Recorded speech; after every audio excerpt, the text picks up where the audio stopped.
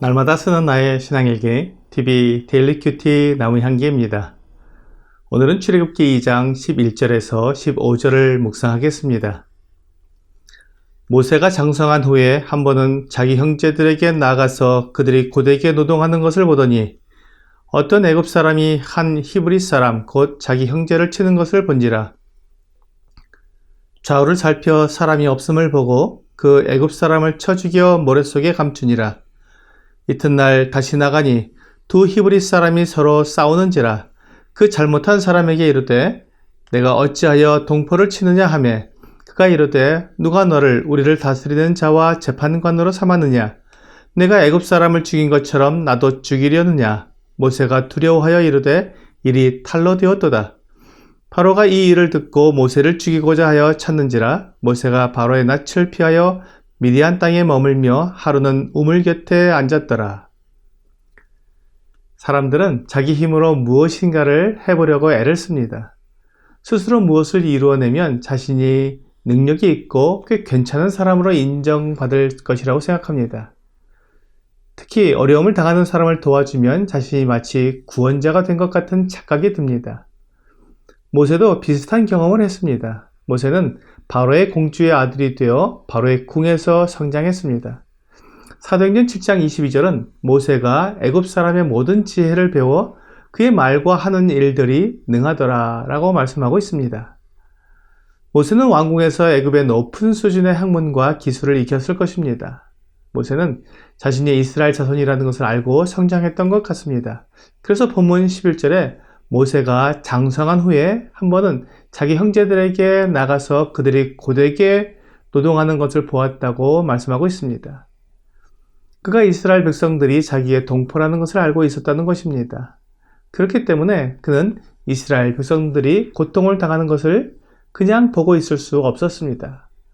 어느 날 한 애굽 사람이 히브리 사람 곧 자기 형제를 치는 것을 보고는 분노가 일어나 자기 형제를 도우려고 애굽 사람을 쳐 죽였습니다.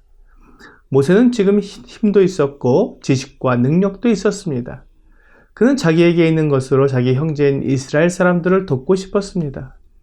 아무도 이스라엘 사람을 치는 애굽 사람을 자기가 대신 나서서 보복해 주었기 때문에 이스라엘 사람들에게 인정을 받을 것이라고 생각했을지도 모릅니다. 하지만 그것은 모세의 오해였습니다. 다음날 모세가 다시 나가보았는데 이번에는 히브리 사람 둘이 서로 싸우고 있었습니다. 그것을 본 모세는 자신이 마치 구원자인 것처럼 높은 마음을 가지고 그 두 사람을 중재했습니다. 내가 어찌하여 동포를 치느냐. 이렇게 말하는 모세에게 그 사람이 누가 너를 우리의 다스리는 자와 재판관으로 삼았느냐. 내가 애굽 사람을 죽인 것처럼 나도 죽이려느냐 하고 말했습니다. 모세는 자기가 형제들을 돕고 있다고 생각했고 그들에게 도움이 되었다고 생각했지만 사실 그는 아직 이스라엘 백성들을 돕는 법을 알지 못했습니다. 이스라엘은 하나님께서 다스리시고 인도하고 있습니다. 아브라함을 부르시고 야곱의 가족을 애굽으로 인도하신 분이 하나님이십니다. 그리고 모세 자신을 나일강에서 구원해 주셔서 바로의 공주 아들로 성장하게 하신 분도 하나님이십니다. 하지만 모세는 하나님을 경험하지 못했고 하나님의 종으로서 이스라엘을 도울 준비가 되어 있지 않았습니다. 대신 자신의 능력과 힘으로 이스라엘을 돕고 싶었던 것입니다. 그런데 모세가 아무리 힘이 있고 능력이 뛰어나도 이스라엘 백성들을 애굽에서 건져내서 가나안 땅으로 인도해 나갈 수는 없었습니다. 하나님은 모세에게 그가 어떤 사람인지 그의 능력과 힘이 어느 정도인지 분명하게 깨닫게 하셨습니다. 모세가 애굽 사람 한 명을 죽여 모래에 파묻은 것이 탈로 되자 그는 도망쳐야 했습니다. 바로가 그를 죽이려고 하자 미디안 땅으로 달아나 숨어야 했습니다. 모세가 가진 힘과 능력은 그 정도였습니다. 모세 스스로 자신이 능력이 있고 자신이 옳다고 생각했던 것들이 사실은 자기 자신 하나도 제대로 지키지 못하는 것일 뿐이었습니다. 그것으로 이스라엘 백성들을 인도하고 이끌어내어 약속의 땅인 가나안으로 인도할 수는 없었습니다. 지금 모세에게 필요한 것은 훈련이었습니다.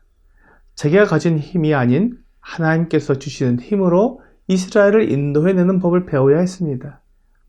모세는 미디안 광야로 나가서 모든 것을 다 버리고 다시 시작해야 했습니다. 모세가 스스로 이스라엘을 도우려고 했을 때 그가 가진 모든 것을 다 잃어버렸습니다. 그는 바로의 궁에서 사는 것보다 자기 형제 이스라엘과 함께 고난받는 것을 더 좋아했습니다. 히브리서 11장 24절은 믿음으로 모세는 장성하여 바로의 공주의 아들이라 칭함을 받기를 거절하고 도리어 하나님의 백성과 함께 고난받기를 잠시 죄악의 낙을 누리는 것보다 더 좋아하고라고 말씀하면서 모세의 이런 행동을 놀라운 믿음이라고 평가하고 있습니다.